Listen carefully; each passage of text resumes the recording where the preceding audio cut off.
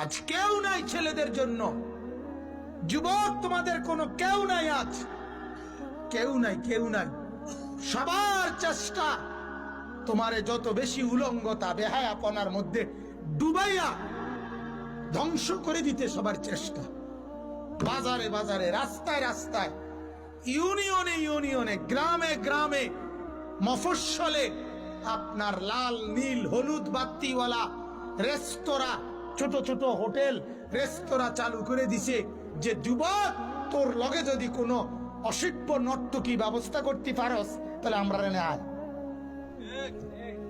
আর শহরে যাওয়ার লাগতো না, তোর জন্য আমরা ব্যবস্থা রাখছি।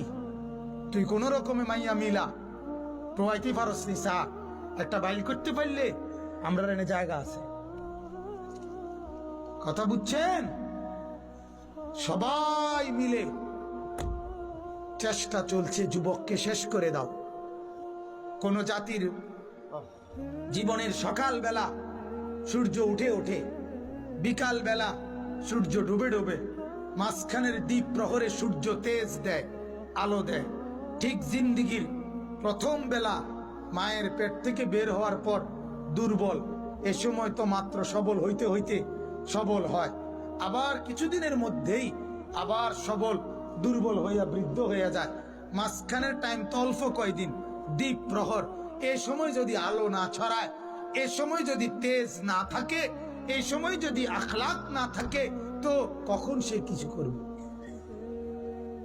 বলেন আমারে, বলেন মিয়া। আজ উনি চেষ্টা করলে, এই চাচা আজকে চেষ্টা করলে 200 রাকাত নামাজ একবারে রাত্রেবেলা পারবো পড়তো? পারবেন? কুলাইবেন আপনি শুনলে? কিন্তু এক যুবক চাইলে পারবে না? কথা বলেন না কেন? একটা 18 বছরের ছেলে এখন চেষ্টা করলে সারা রাত এই মসজিদে নফল নামাজ পড়তে পারবে না? আল্লাহ তাকে এই শক্তি দিছে, সে এই অফুরন্ত শক্তি নষ্ট করে দিতেছে শুধু এই ছবি দেখা, উলঙ্গতা, বেহায়াপনা। বইয়া থাকে রাতের 3টা পর্যন্ত। আমি ভুক্তভোগী, আমি তার একদিন ওয়াজ করি না। রাতের 3টা বাজে যদি শোনে এক প্যাকেট ফুটলা বিরিয়ানি দিব, যে এই বিরিয়ানি বা রাঞ্চে দুপুরে এটি ঠান্ডা হইয়া বত্তা হইয়া গেছে, এরপরেও ডাকাইতে বইয়া থাকবো। রাতে 3টা বাজে হইল বিরিয়ানির ফুটলা নিব, কিন্তু সেজদা দিবে না। 7:45 বাজে আসার নামাজ সে পড়বে না, কিন্তু রাতের 3টা বাজে হইল কি নিব? বিরিয়ানি দরকার। তার দরকার বিরিয়ানি, তার খিচুড়ি দরকার, তার এক প্লেট খিচুড়ি লাগবেই, 2 জিলাপি তার লাগবেই।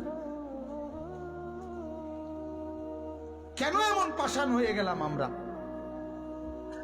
এত অবুঝ কেন হয়ে গেলাম বাপ?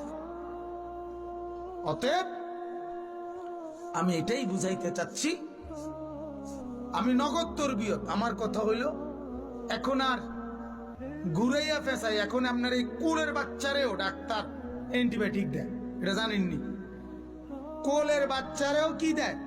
Antibiotic syrup. অর্থাৎ আগে বুড়া মানুষও কাশের সিরাপ, নর্মাল সিরাপ খাইলে ভালো হয়ে যাইতো, অহন বাচ্চারও অ্যান্টিবায়োটিক ছাড়া কাম হয় না, ডাইরেক্ট অ্যান্টিবায়োটিক দিতে হয়। অর্থাৎ এখন আর বললে, একটু বললেই চলতো একটা সময় যে বাবা তুমি যেই বংশের ছেলে, এই বংশের ছেলে এমন করা ঠিক না, এদ্দুর বললেই সে লজ্জায় মাথা নোয়ায়া কাঁদতে থাকতো। আজকে আর সেটা নাই।